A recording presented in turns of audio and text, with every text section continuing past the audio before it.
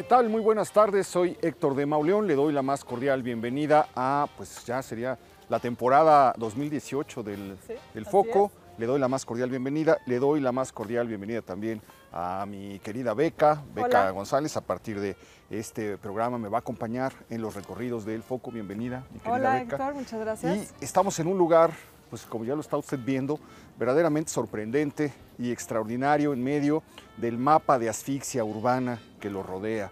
Uno pasa por observatorio y encuentra micros, camiones, smog, puestos. Concreto. Uno pasa por el periférico y encuentra autos detenidos. Uno pasa por Parque Lira y encuentra, bueno, más o menos vehículos en movimiento, un panorama gris. Y al cruzar los muros de esta propiedad, de este edificio, se encuentra con que de repente llegó a los años deliciosos del siglo XIX, por lo menos en el que las familias, digamos, acomodadas de la Ciudad de México habían elegido Tacubaya como un lugar ideal de descanso, un lugar lleno de lomas, lleno de hondonadas, un lugar que difícilmente se inundaba. Ya ves que era la pesadilla de la Ciudad de México en el siglo XIX. Que incluso pensaron poner aquí la capital de Nueva España después de la inundación del de 1629. Sí.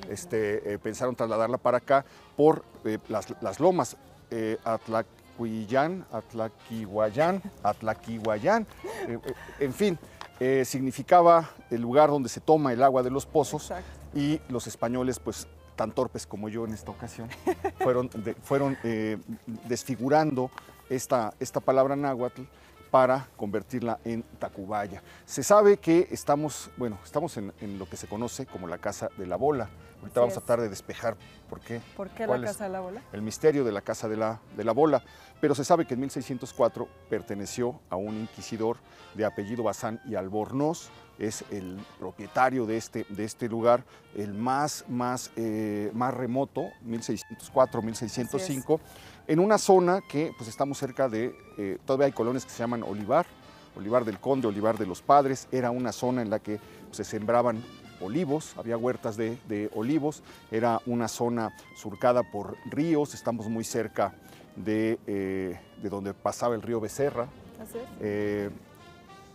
Estamos muy cerca de los sembradíos de moras que dieron nombre aquí muy cerca, a unos kilómetros, a la hacienda de los Morales. Estamos en lo que era pues una población aparte en la vida de la Ciudad de México. Y de Maguey, además hay que decir, hay muchas crónicas, entre ellas la de Fanny Calderón de la Barca, que por cierto se dice que pasó una noche, al menos aquí en la Casa de la Bola. Ella habla, cuando narra en sus cartas sobre Tacubaya, habla sobre el maguey, la producción de pulque aquí en Tacubaya. También lo narra Edward Seller, el arqueólogo alemán, que también en sus cartas habla de cómo ve a la gente sacando aguamiel de los magueyes de Tacubaya. Entonces estamos hablando de una zona que era pues muy rica en recursos naturales, como todavía podemos ver ahora, ¿no? Es un espacio de muchos huertos y pues por lo mismo se convirtió en el lugar predilecto de las élites novohispanas y posteriormente del siglo XIX para las casas de descanso y casas de verano. Así es. Después de pasar por varias manos, esta propiedad que le vamos a mostrar es un verdadero museo. Tiene tesoros de verdad insospechados. Después de pasar por varias manos, a principios del siglo XIX llega a manos de un personaje que a mí me parece entrañable, adorable. Es uno de los personajes con los que la literatura mexicana tiene una deuda impagable. Publicó lo que vendría siendo pues, la primera revista cultural, la primera revista literaria que se publicó en el México independiente, se llamaba El Zurriago. Y el Zurriago era como un azote de los escritores, se ejercía la crítica, entonces decían que con ese Zurriago los azotaban a los que no tenían nada que decir y nada que ofrecer, porque el autor era un hombre pues completamente leído. Su biblioteca llegó a tener 20,000 documentos. Había gente que viajaba desde México a este lugar para consultar algún tomo, porque era famoso este personaje por su erudición, por su saber, por su amor por la literatura. Es un personaje que rescató las viejas leyendas, es el primer personaje que las pone por escrito, la leyenda de la calle de Don Juan Manuel, la leyenda de la Llorona, todas las viejas leyendas coloniales. La primera vez que llegan a una hoja de papel es por el interés que él tiene y que él muestra por esto. Es un personaje que funda la Sociedad Mexicana de Geografía y Estadística, es un personaje que funda la Academia Mexicana de la Lengua, el conde de la Cortina, don José Justo Gómez de la Cortina, un hombre que tendría un destino trágico porque decide poner la primera línea de tranvías de mulitas que conecten el Zócalo con Tacubaya, invierte, se arruina, pierde todo, se tiene que ir de esta propiedad que le vamos a mostrar y se va a vivir a un entresuelo de lo que hoy es Pino Suárez, después de haber pasado por sus manos verdaderas fortunas. Cuentan quienes venían aquí cómo recibía los domingos para una comida, y después había en estos jardines orquestas que tocaban música. Él con su esposa y sus 7 hijos eran unos anfitriones magníficos, la gente pues pasaba momentos extraordinarios aquí y acaba en un entresuelo de lo que era la calle de Flamencos en ese tiempo, que hoy es Pino Suárez, y ahí muere en la miseria absoluta. Este hombre al que la literatura y la cultura mexicana le debe tanto. Perteneció a él durante un tiempo, pero se arruina y luego la tiene que vender. Sí, y la vende a través de la Lotería Nacional. Es que eso es muy interesante, sí, porque queda arruinado. Y entonces, para rematar, se lo remata a la Lotería Nacional, y la Lotería Nacional la sortea. La sortea, pero primero hace un levantamiento de la casa, ¿no? Sí, es muy interesante. La Lotería Nacional sostenía la Academia San Carlos, entonces hay una relación muy íntima entre la Academia San Carlos y la Lotería. Entonces, al momento en el que la van a sortear, vienen 2 arquitectos de la Academia a hacer un levantamiento de todo el inmueble, y es un levantamiento que me parece que Antonio Hagenbach de la Lama, quien después compra la Casa La Bola, adquiere. Y a través de este levantamiento podemos confirmar que efectivamente la casa tiene muy pocas modificaciones de su fisionomía del siglo XVIII. Conserva tiene casi todos sus elementos. Sí tiene muchas remodelaciones que hizo Hagenbeck, pero en realidad es increíble ver cómo conserva mucho de la estructura original.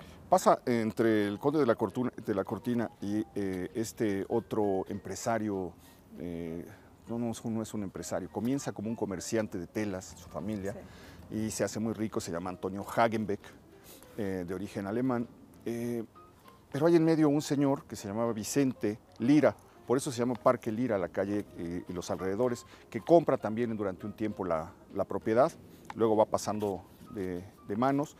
Pertenece a la familia, cae en manos de la familia Rincón Gallardo, que es una de las familias que venían de los marqueses de Guadalupe, de una de las viejas familias novohispanas que alcanzaron un estatus muy alto durante el porfiriato. Rincón Gallardo era el gobernador de la ciudad, vendría siendo el Mancera de tiempos de don Porfirio,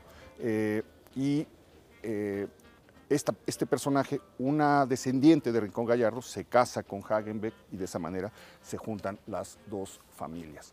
Es a grandes rasgos la historia de la casa. Y es que hay que decir, lo resumimos mucho, porque la casa tuvo alrededor de 18 propietarios en toda su historia, ¿no? Entonces, pues imagínate, de 1600 al siglo XX, todo lo que no ocurrió.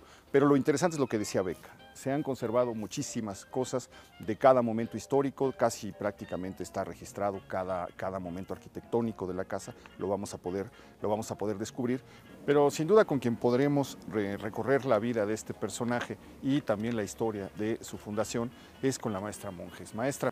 ¿Qué tal? Bienvenidos, es un placer tenerte aquí. Gracias. Muchas gracias por esta visita. En principio de año, ¿no? Nos halaga mucho que estén acá. Sí, además es un lugar extraordinario. Ya verá usted lo que vamos a encontrar. Maestra, me gustaría que nos platicara a grandes rasgos la vida de este personaje. ¿Quién es Antonio Hagenbeck? ¿Cómo se va construyendo su fundación? Claro. La historia de este personaje tan singular en la historia de México. ¿Cómo no? Pues a mí me da mucho gusto poder hablar de él como persona, ¿no? Como un hombre que se preocupó al final de su vida de dejar 2 fundaciones que ya más adelante les explicarán sobre la otra fundación que se dedica a la fauna silvestre y doméstica, a los ancianos y a los niños. Y ya preocupado porque qué iba a hacer con el trabajo de toda su vida de haber coleccionado todo lo que van a ver arriba, decidió hacer una fundación para la cultura. Yo digo, él murió hace 26 años. ¿Quién pensaba en animales, ancianos, niños y cultura? Entonces, pues para mí ha sido un honor estar trabajando acá y descubrirlo, porque hay poco escrito de él. Realmente él no deja una parte de su biografía, sino él deja la obra. Entonces, cuando visiten los museos que la categorización de estas casas son casas museo. Hemos trabajado mucho en esto. Hicimos un encuentro el año pasado internacional de taller de casas museo y estamos 9 casas museo, precisamente porque como son pequeñas y han vivido los personajes ahí, pues no se conocen como los grandes museos. Ya. Pero lo que venimos a encontrar aquí son los valores de la gente que las vivió, las dejó y su obra. Y pues eso es don Antonio. Por la historia de la casa, ¿qué nos podría contar? Bueno, Esta casa se hace, dice la leyenda, con pedazos de otras casas. pues no, la casa ya estaba, la compra don Antonio, Sí. hecha, y pues era una casa de campo y estaba la casa. Y él lo que hace es, él tenía un sentido muy creativo. Yo creo que le faltó ser arquitecto o ingeniero, ¿no? Se dedicó más a la parte de bienes raíces, como comentaba, pero él fue armando sus casas, él fue armando las casas con parte de su historia, de sus casas donde él vivió. Lo dije mal. La casa, bueno, ya es una casa que se desarrolla desde el siglo XVIII, pero tiene momentos o tiene fragmentos que corresponden a otras casas que fueron arrancadas, demolidas. Una de estas sería esto. Nos cuentan que esto formaba parte de la casa donde él creció, donde él vivió, que estaba donde hoy es el Cine Variedades en Avenida Juárez, y que al morir sus padres y ser demolida la casa, se quiso traer un pedazo de ese lugar y colocó pues precisamente esto. Entonces, y eso es lo interesante, ¿no? La vida del personaje, cómo fue él haciendo esto de su propia pues niñez, juventud. Ahorita estamos viendo su archivo que dejó de fotografía y estamos armando también esa parte familiar que él tuvo. Y entonces él tenía ese amor al objeto, a las cosas, a su familia, y eso es parte de lo que fue haciendo en sus 3 casas. Las 3 casas están hechas, los 3 museos están hechos. Él hace una casa en Santa Mónica. En Santa Mónica y otra en a media hora de Puebla, Polazla y esta. Él vivía aquí, iba de vez en cuando a Santa Mónica y de vez en cuando a Puebla. Okay. ¿Eran ex haciendas? Las 3 eran ex haciendas. La de Santa Mónica, que espero la conozcan pronto, es muy importante porque es la que dio a todo alrededor el trigo, ¿no? En el tiempo. Nos cuentan que estos leones formaban parte de la casa de Juárez, de la Avenida Juárez. Exactamente. Y la herrería también. Exactamente. Y él traía, y guardó mucho, es increíble, sí es una... Totalmente porfiriana. Exactamente, exactamente. Y bueno, por aquí pasarán al museo a visitarlo y podrán ver cómo él fue haciendo por eso es casa museo, porque él vivía acá y está todas las habitaciones, ¿no? Como si se fueran a vivir hoy o mañana, ahí vivió el personaje, entonces eso nos da muchas lecturas, ¿no? Del carácter de don Antonio y de lo que son las casas museos, lo que nos enseñan. Pues ya estamos entrando, pues ya sí, empieza bienvenidos. uno a respirar. Empieza uno a respirar lo que es esto y lo que debe haber sido. Este espacio es prodigioso, es de verdad maravilloso. Él escogió este lugar para él, ¿eh? Aquí se sentaba en las tardes con sus animales, con sus libros, era muy amante de la música. En cada lugar hay un radio, estaba conectado con el mundo. Y esto lo hace para descansar aquí. Nos cuenta que esta terraza es la terraza de la casa de Avenida Juárez. Sí. Se trajo la terraza completa, es decir, esto estuvo alguna vez frente a la Alameda, mirando justo frente al hemiciclo. Exacto. Y los propietarios, los familiares de don Antonio Hagenbeck podían ver directamente pues, el hemiciclo. Claro. Y todo lo que estaba sucediendo en la Alameda, en un mundo pues, que ya desapareció. Imagínate lo que era salir a tu terraza. A un costado de Bellas Artes estaba la calle que se llamaba el Mirador de la Alameda, salir a tu terraza a poder platicar y estar viendo la ciudad a unos pasos bajo tus pies. Pues y después recrea esto, para hacer lo mismo que tú dices, o sea, sentarse acá y estar con la naturaleza, porque él era un amante de la naturaleza, ¿no? Entonces en sus 3 casas van a ver siempre el espacio verde. Él deja las 3 casas con esa... O sea, lo diseña para eso. Hay algo muy inquietante en eso, muy perturbador. Es como si uno se pudiera traer un pedazo de la infancia y que lo anduviera acompañando siempre. Toda la vida. Me voy a traer la casa en la que yo crecí, la voy a poner en mi casa y me va a acompañar Pero siempre. ¿qué es un objeto? Es que es eso. ¿Y qué son los museos? Exacto. Entonces él recreó todo ese mundo y bueno, dejó esta obra. Entonces para mí ese es el valor Además muy nostálgico y muy... con una nostalgia, exacto. Pero esa nostalgia decimonónica, que además todo el del jardín, ¿no? ¿no? El jardín es decimonónico, la terraza en la que estamos es decimonónica, o sea, se ve ahí ese romanticismo que él traía. Exacto, como en toda su vida, ¿no? y en todo lo que hace. Yo para terminar sí me gustaría también decir que además lo deja para la Junta de Asistencia Privada. O sea, se desprende de todo y deja todo esto para la Junta de Asistencia Privada, que somos todos nosotros. O sea, pues son todas las fundaciones que se dedican pues, a la cultura, ¿no? Entonces, pues yo creo que su ciclo pues tuvo para mí mucho valor en ese sentido, ¿no? Maestra, pues le agradezco mucho. No, me muero de al ganas contrario, ya por ver la casa y empezar, y poder compartirla claro, con y ustedes. empezar el año así con ustedes, bienvenidos. Mil gracias. Muchas gracias. No, Pues vamos al a conocer contrario. la beca. Gracias. Vamos. Acompáñanos.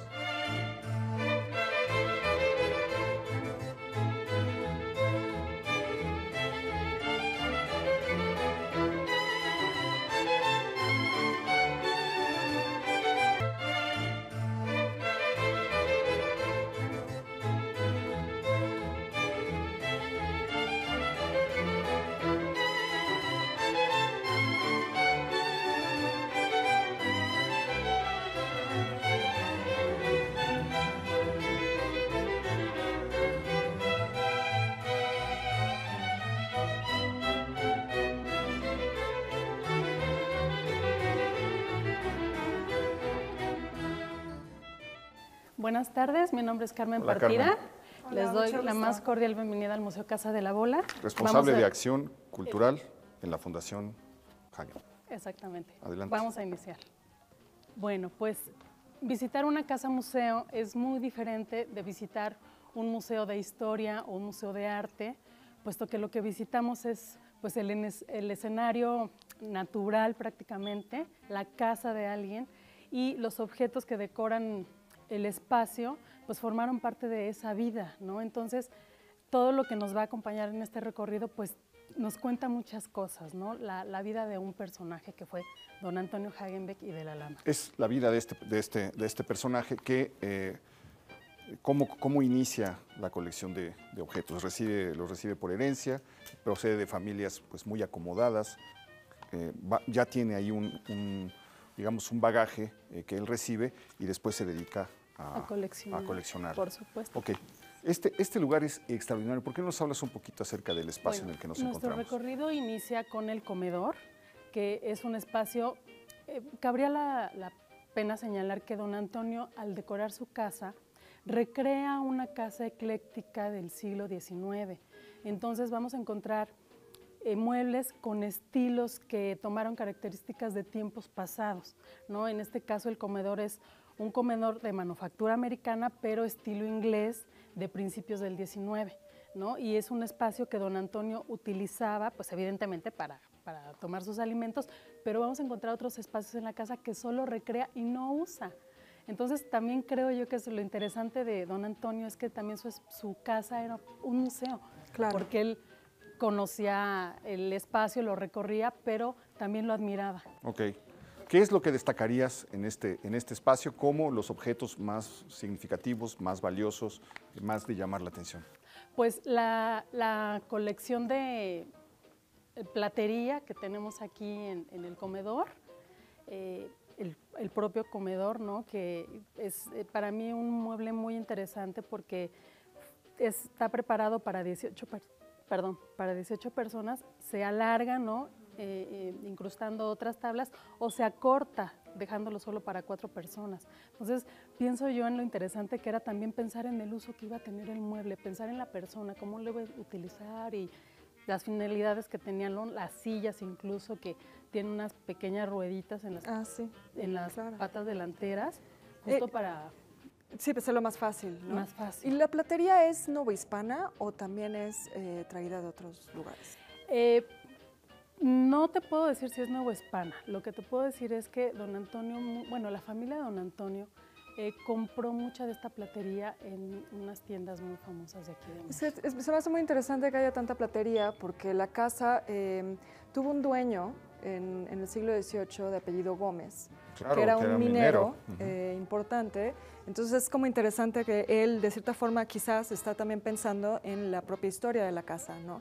En tener objetos que también remitan a la historia, siendo además el siglo XVIII el siglo de la minería en la Nueva España. Sí, claro.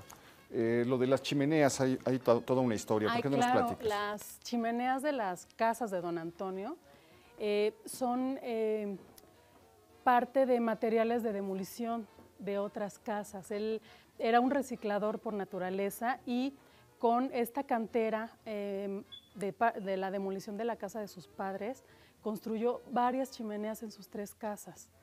Y bueno, pues varios materiales que se encuentran en la casa fueron... Esta cantera estuvo en Avenida Juárez, sí, en una casa de Avenida Juárez, de que casa fue de sus demolida y padres. él se lo trajo piedra Sí. por piedra. Sí. Bueno, y es que hay que contar además la para historia de esa poderla casa de recuperar. Avenida Sí, Juárez, claro. ¿no? Es donde estaba el cine Variedades y hoy uno puede caminar por Avenida Juárez y todavía ver la fachada en ruinas, que fue la casa de la familia de don En Antonio, donde él ¿no? crece. Donde él creció. Donde él creció, vivió su infancia y su juventud. Así es. Oye, cuando pasa uno por donde estaba el cine Variedades, se encuentra esos arcos. Mi duda es, ¿esos arcos formaban parte de la casa o fueron hechos para el cine? No. Mira, tuvo varios periodos esa casa y algunos materiales fueron posteriores a la propia vida de don Antonio. Entonces, parte de esa casa y obviamente los arcos no pertenecían a la casa original. Y bueno, alguna herrería de esa casa sí se encuentra aquí en la terraza. Entonces desmontó su pasado, digamos, para que lo acompañara y llevárselo al lugar a donde él iba a ir. Él adquiere esta casa a partir de 1942 y comienza a comprar materiales de demolición de otras casas. Digamos, si en Polanco tiraban una antigua residencia, porque él se dedicaba a los bienes raíces, podía comprarlo y rescatar las piezas más interesantes. Es formidable su historia. Si alguien hubiera hecho eso en el siglo XVIII o en el siglo XVII, imagínate nada más lo que no se habría salvado de todo el México que se perdió, ¿no? De todo el arte que se perdió. Y quizás también por eso él hace esta casa al estilo del siglo XIX, como una reminiscencia de la casa en la que él creció. Exacto, eso es muy cierto, porque si tú ves fotografías de la casa de sus padres, la decoración que vamos a ver a continuación remite y recuerda mucho la decoración de la casa de su De Avenida infancia. Juárez. Sí, A ver, vamos. claro.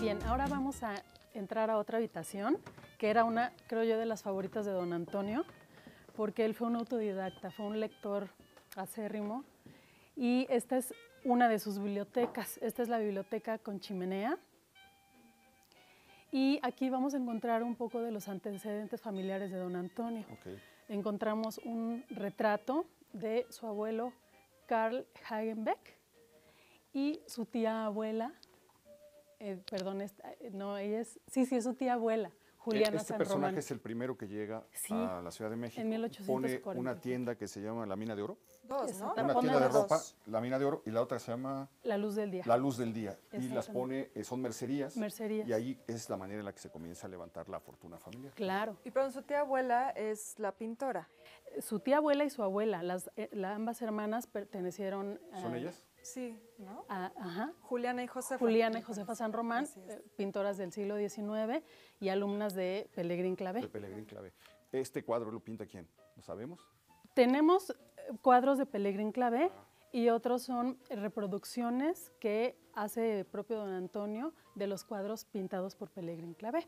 Eso es muy interesante porque mucha gente cree que las mujeres en el siglo XIX no hacían más que quedarse en casa a bordar, ¿no?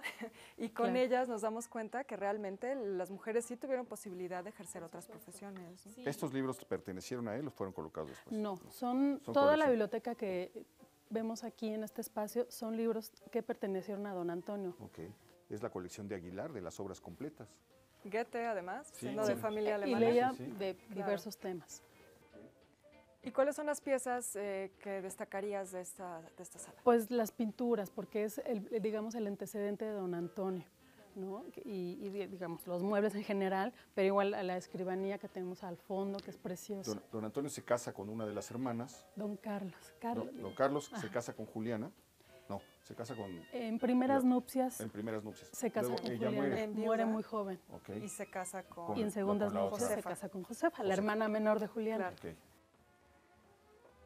Ahora que veía el bastón, hay una historia de él con el bastón. Ah, y eso ¿no? es muy interesante y no lo mencioné a tiempo, pero justo en los espacios donde don Antonio prefería sentarse, se han colocado bastones pues como símbolo de su memoria, su recuerdo, ¿no? Y yo creo que también todos tenemos un espacio favorito en la casa, ¿no? Sí. Siempre tenemos un lugar Y especial. este entonces era su sillón, cerca de la chimenea. Exacto. Ok. Ahora vamos a entrar a una especie de despacho que es conocido como la biblioteca sin chimenea.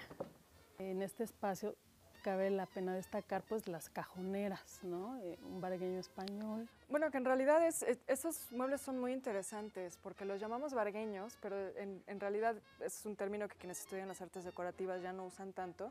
Estos se usaban realmente como escribanías, como escritorios. Exacto. ¿No? Las asas que vemos a los lados es porque el escritorio viajaba con uno, ¿no? Esta idea del escritorio como un mueble estático es hasta el siglo XIX. Sí, sí. Entonces muchos de estos vargueños se les adaptan patas para que entonces ya a finales del siglo XVIII ya puedan usarse. Madame como Calderón de la escritorios. Barca debe haber llegado con uno de estos. Seguramente. Para la escritura de las cartas que conocemos. Hay otra cosa muy, muy interesante, la arquitectura de la casa.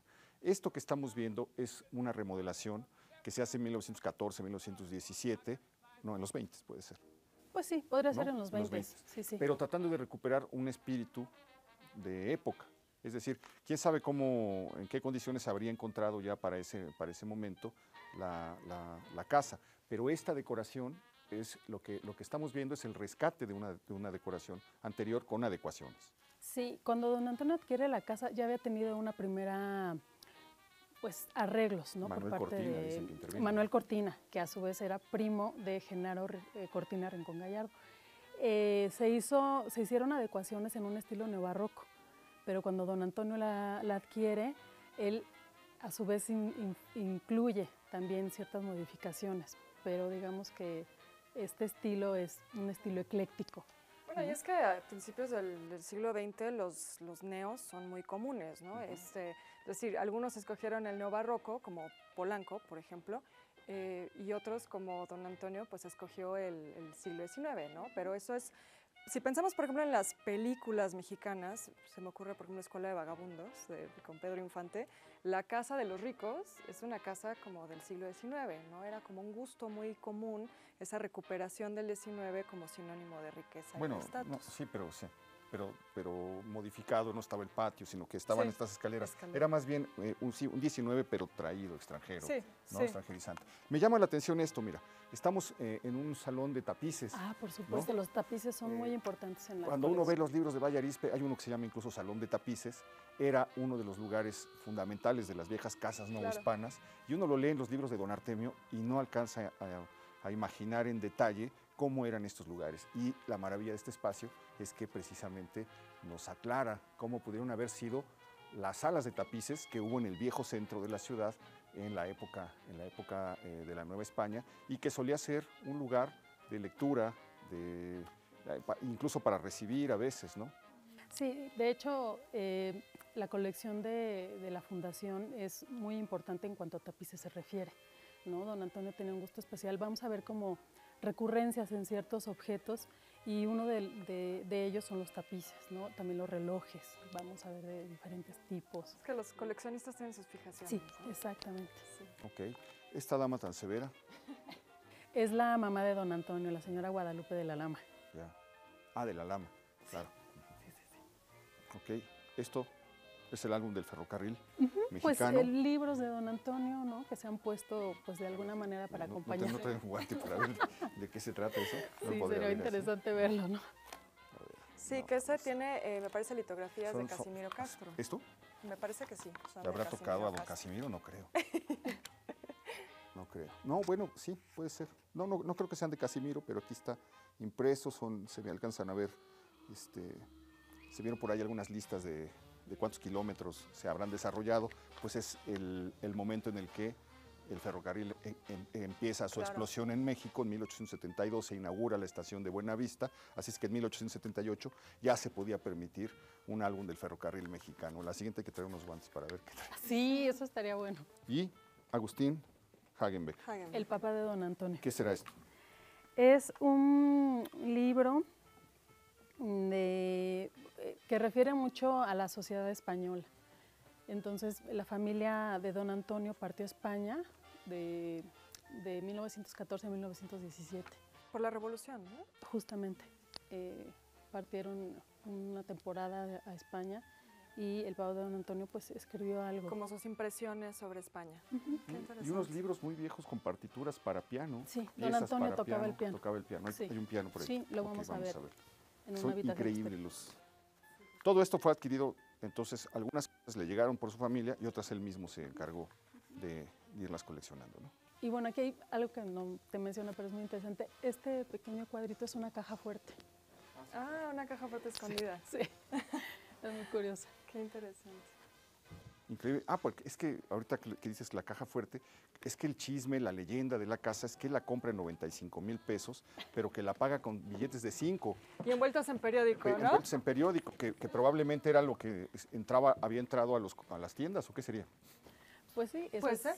¿No? En un tiempo en el que igual desconfiaba de los bancos y entonces hizo toda la operación en efectivo, ha de haber llegado con unos paquetes para traer 95,000 pesos en billetes de 5. Ok, estamos en una habitación, qué maravilla. En una de las recámaras de don Antonio, esta se conoce como la recámara de verano. Vamos a conocer la otra que es la de invierno. Y el mobiliario que decora esta habitación, toda está, pues digamos, ajuareada en un estilo bull. ¿Qué destacas aquí? Pues justo esto, que es de las pocas habitaciones en las que sí se hace como un ajuar. Es decir, todo, Ajá, claro. todo está integrado. Sí, exacto. Corresponde, digamos, forma parte del mismo paquete de muebles. Sí, no se ve tanto lo ecléctico, ¿no? Sino que sí hay una... Claro. Y esta es una habitación, digamos, como para visitas. Pues las dos eran habitaciones de don Antonio, época de calor y la de invierno. Ah, muy bien. Ok, entonces él sí habitó esta recámara. Sí, era de las habitaciones que sí utilizaba. Ok, aquí está el piano del que nos hablabas, un Maximiliano. ¿Y quién será? Francisco José, su hermano. Ah, Francisco José, ok. Sí, bueno, este salón es el Salón Verde, o pensando en el uso que tuvieron las casas del siglo XIX, este sería como un salón de invitados, a donde podrías hacer tu reunión, aquí recibes a todos tus visitas, ¿no? Y el instrumento musical no podía faltar como para deleitar a las personas. Y muchas veces estas salas de visita estaban divididas, ¿no? Había una sala para las mujeres y una sala para los hombres, ¿no? Y después de la cena se dividían y cada quien se dedicaba a sus actividades. Las mujeres jugaban cartas, los hombres fumaban, ¿no? Sí, de hecho, aquí vemos tres diferentes salas, ¿no? Donde los más jóvenes estaban cerca del instrumento musical para que estuvieran entretenidos, los varones y al fondo las mujeres. Pero en esta casa también hay un salón de mujeres, como exclusivo de señoritas, que va a ser el salón que vamos a visitar. Esto que estamos viendo es tal como lo dejó. Es decir, no es el trabajo de un museógrafo que haya intervenido. Esto es cuando él murió en 1991, en estas condiciones, y así estaba exactamente. Sí, se han hecho algunos movimientos pequeños, pero digamos, solo para que podamos transitar. Claro. Pero en realidad es el propio gusto de don Antonio el que vemos en cuanto al acomodo de la mayoría de los muebles. A ver, vamos a ver el salón de señoritas. Sí, llama la atención tantas Tantos pieles. Tigres, ¿no? Y que sea protector de los animales. Y era protector de los animales, ¿verdad? Sí, es que él al copiar el estilo, pues también incluía las pieles, ¿no? Que eran sinónimo de buen gusto. Y entonces, pues, no le gustaba la idea de maltratar a ningún animal, pero era copiar el estilo y tenía que... hacerlo lo más fiel posible. Fielmente, exactamente. Este es el salón. Este es el salón conocido como Salón Rosa y está dedicado a las mujeres que él admiraba, que eran su abuela y su abuela. De hecho, las pinturas que vemos en esta habitación son obra tanto de Juliana San Román como de Josefa San Román. Pues esta tiene toda la escuela de Pellegrín Clave. Sí, totalmente. Sí, Totalmente. alumnas. De hecho, esta es una copia que realiza don Antonio. Don Antonio también pintaba y es la imagen de su abuela, Josefa San Román, pero las pinturas que vemos en los muros de ambos extremos son como representando las labores mujeriles en el siglo XIX. Y aquí vemos otra vez otra reproducción del fundador de la casa, digamos, ¿no? Sí, pues más bien el abuelo, el que Claro. sin su llegada no existiría esta historia. Y aquí hay otro retrato de Maximiliano. ¿Tenía él un interés particular por el personaje? Él era un admirador de las monarquías y hay por ahí una leyenda que cuenta que alguna vez escuché que un familiar muy lejano de él tuvo que ver con la llegada de Maximiliano a México. Si tuvo o no tuvo, él de cualquier modo era admirador como de las monarquías. Una pregunta, ¿se sabe cuántos focos hay en la casa? No hemos hecho No el han hecho conteo, pero sería una impresionante. pregunta interesante. Ve nada más lo que ya hemos pasado, cada sala tiene por lo menos 20, Sí. 20 focos. Ahora imagínate lo que era alumbrar antes de la bombilla, No, cuando con eran velitas, las cornucopias ¿no? con las velas para las reuniones. Entonces tenías que comprar 1000 velas, 1000 velas. para una fiesta y con el dedicarte riesgo 3 que horas antes. la persona encargada de Sí. estarlas subiendo prendiendo, y y con el riesgo de bajando lo que el pasaba siempre, que se le prendían. ¿Cuántas personas no les pasaba? A la mamá de la autora de Frankenstein, precisamente, le pasó eso. A su mamá se le prendió con una vela el vestido y murió carbonizada. Entonces era un accidente común en esos tiempos. Pues sí, mira, llama la atención que en todas partes Sí, pusieron en todos lados hay un pobre, un pobre tigre o leopardo. sí, con ojos de vidrio, ¿no? Sí. Era la usanza. Ay, perdón. También hay muchas piezas japonesas, ¿no? Piezas japonesas, Sí, piezas tibores. chinas, Ujú. exacto.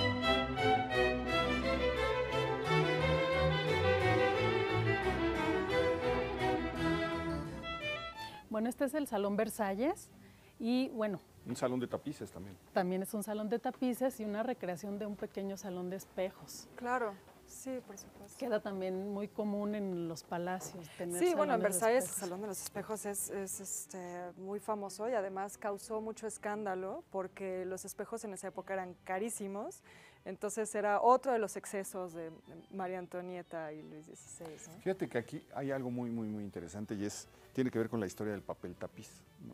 El papel tapiz es una producción que empieza en el siglo XVIII, XIX, es un invento burgués para imitar a la aristocracia.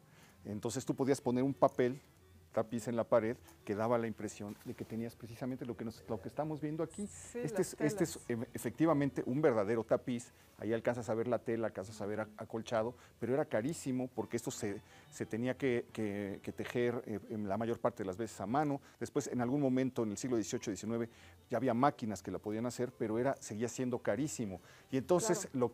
lo que hace el papel tapiz, todos tuvimos alguna vez en algún momento de la infancia o en mi generación, en los años 70 el papel tapiz era, 60, 70 era la locura en México, y entonces lo comprabas en el súper o en todas partes, iban y te lo ponían, y todas las casas tenían papel tapiz. Entonces era una aspiración de burguesa aristocrática, pues muy chafa, porque en realidad era una hoja de papel, pero esto es lo que nos sugiere esto que estamos viendo aquí. Y es que además Sí. era muy caro porque eran sedas y terciopelo. Seda, sí. Justo lo que vemos aquí son brocados. Brocados. Y todos los muebles son muy al estilo Luis XVI. Sí, sobre todo son sillones victorianos, pero justamente al ser un salón Versalles trató de afrancesar el espacio, exceptuando con estas piezas que son de porcelana alemana del Son siglo un XVIII. reloj del 18. Son de la Casa Meissen, me parece, ¿no? Exactamente. Que es muy interesante la Casa Meissen porque es de las, es la primera casa que hace porcelana en Europa.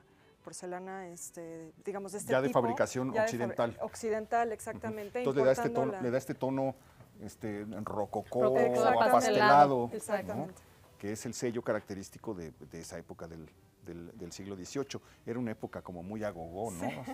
Hasta cierto punto. Exactamente. Así es. Ok. Oye, y qué interesante pensar en la historia o la vida de los objetos, ¿no? ¿Por cuántas manos habrán pasado? ¿En qué circunstancias, en qué escenarios habrán estado antes de llegar desde la época victoriana, desde otro país, Claro. aquí? Claro. Es un lugar común decirlo, pero es que no, es inevitable que uno lo piense. Si las cosas pudieran hablar, ¿qué cosas Que no podrían contarían, decirnos? Y claro. además la historia de los objetos es muy olvidada, ¿no? La historia de las artes decorativas, hay muy poca gente que lo hace, pero es a través de esos objetos que podemos entender la vida cotidiana Claro. de la gente de otras épocas, ¿no? Claro. Perdón, Carmen, una preguntita. Dime, ¿Esto es dime. un pianoforte? Es un clavicordio. Un clavicordio. Guau, ok, qué maravilla. bonito. Sí, es un clavicordio francés pintado a mano. ¿Cómo funciona? Pues se tocaba ¿Era por como cilindros? por cuerdas. Por cuerda. Y Por cuerdas. Es el antecedente Aquí están, del- sí. sí. ¿Pero qué, te ponías así? Sí, es el antecedente del piano, ¿no? Me parece que pasa clavicordio, pianoforte, ya después ¿Y el pianoforte piano. cuál es? Es un poquito más grande, me parece, ¿no? Creo que el pianoforte es un poco más grande que el clavicordio, pero un poco más pequeño que el piano. Bueno, este es el Salón Azul o Salón Recibidor y era donde generalmente don Antonio recibía las visitas.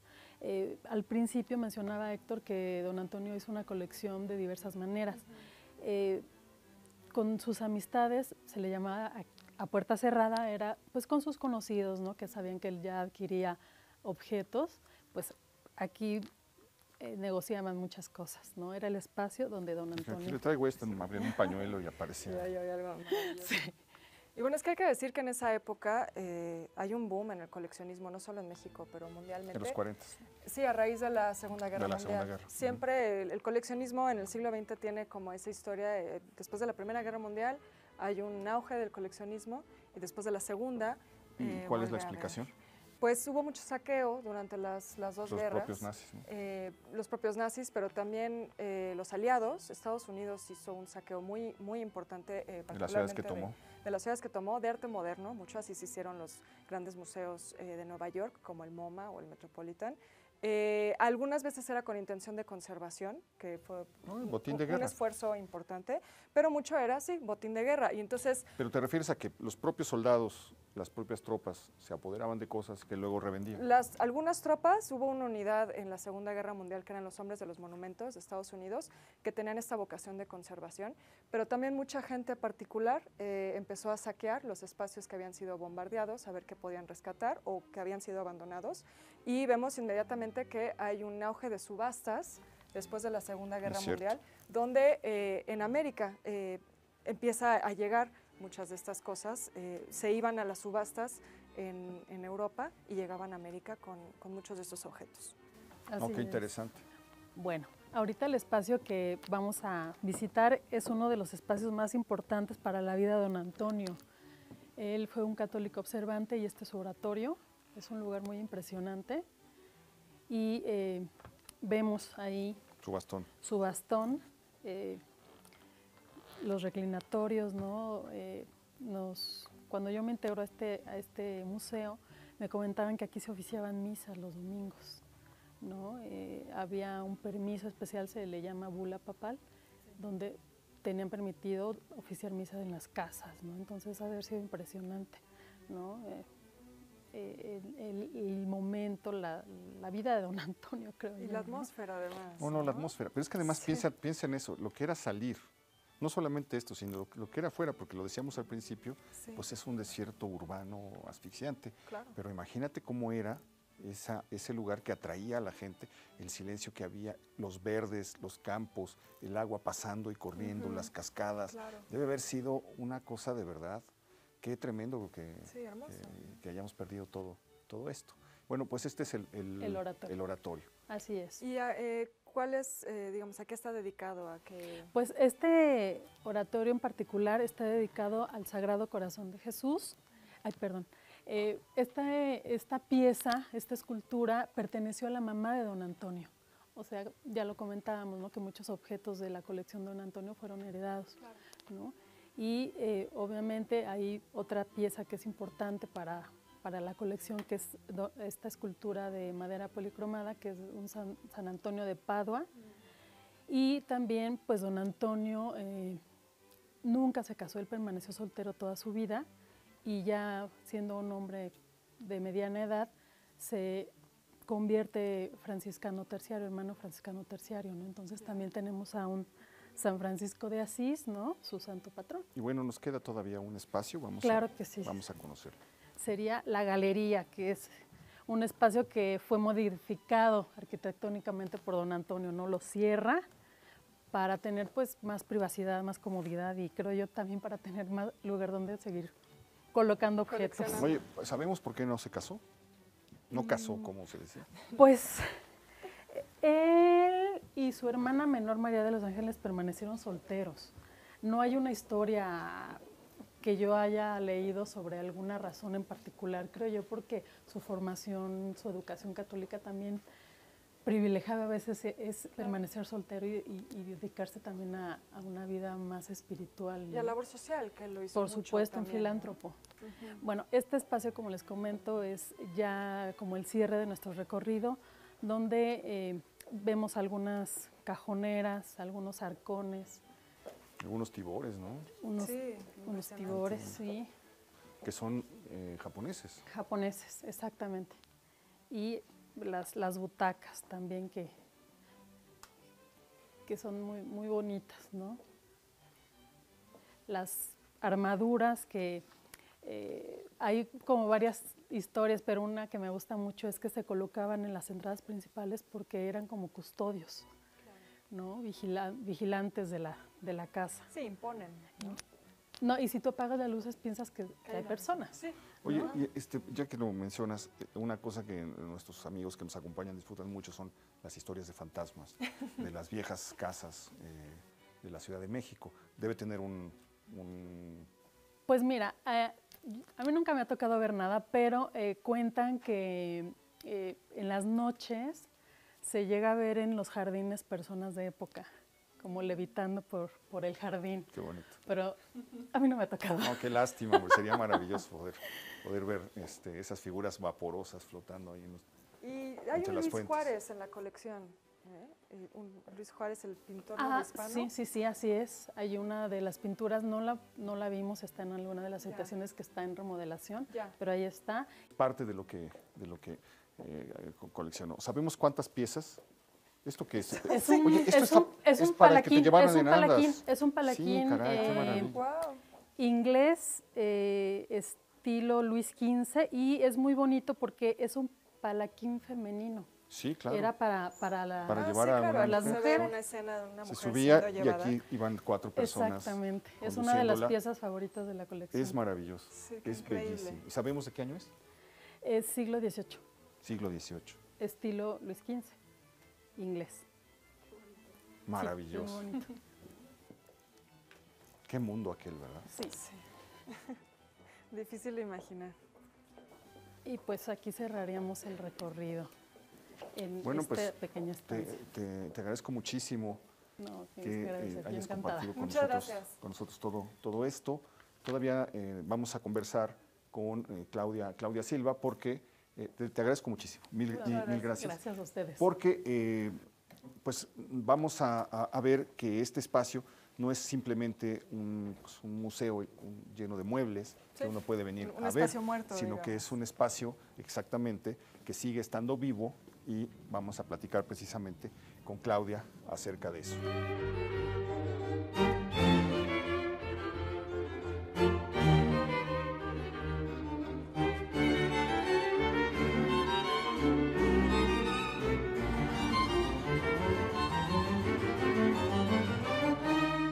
Querida Claudia. Mi querido Héctor, Mil bienvenidísimo. gracias. Muchas gracias. Hola, mucho gusto. Hola, muchas gracias por Claudia, venir. pues queremos platicar contigo porque tenemos la idea de que este museo lo vimos solo, como si fuera una casa llena de muebles, y es una idea completamente equivocada. Es un museo muy vivo.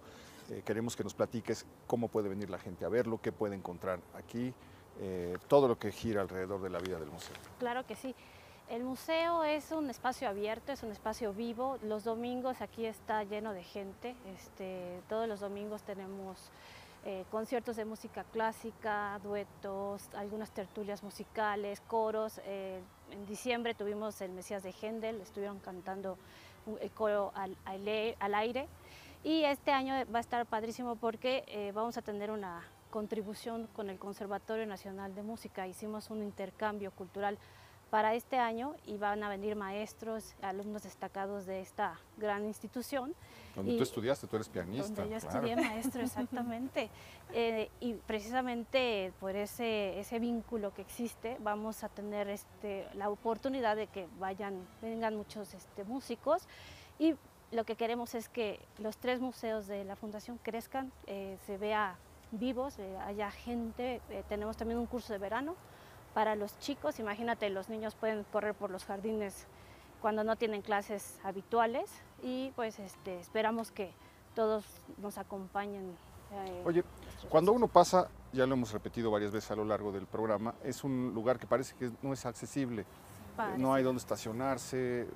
Bueno, pasas por Parque Lira, pues te va pitando el camión. Por el otro lado, la gente que viene, ¿cómo puede llegar? ¿Puede traer coche?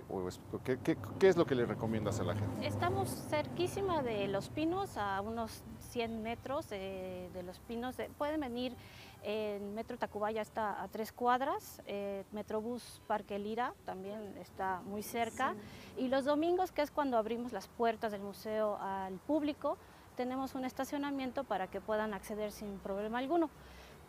Ustedes pueden enterarse a través de las redes sociales, de Facebook, Twitter, Instagram, de todas las actividades que tenemos, y ahí mismo, si ustedes como público vienen y tienen alguna petición especial de cómo llegar, por ahí se las podemos responder. Pero es un espacio muy rico. Ya cuando estás aquí adentro, ustedes lo vivieron hoy, pareciera un oasis de la ciudad de México. Sí, se te olvida que estás en la ciudad. Exacto. Claudia, pues muchísimas gracias. Muchas gracias. Te agradezco que nos hayas recibido. No, hombre, al contrario, gracias por venir. Muchas gracias. Y pues estamos llegando ya al final de nuestro recorrido, del recorrido de esta semana. Le agradezco muchísimo que nos haya acompañado. Le deseo un feliz año y ojalá nos podamos ver la próxima semana, ya lo sabe usted, aquí en El Foco. Gracias, Beca. Gracias, Héctor.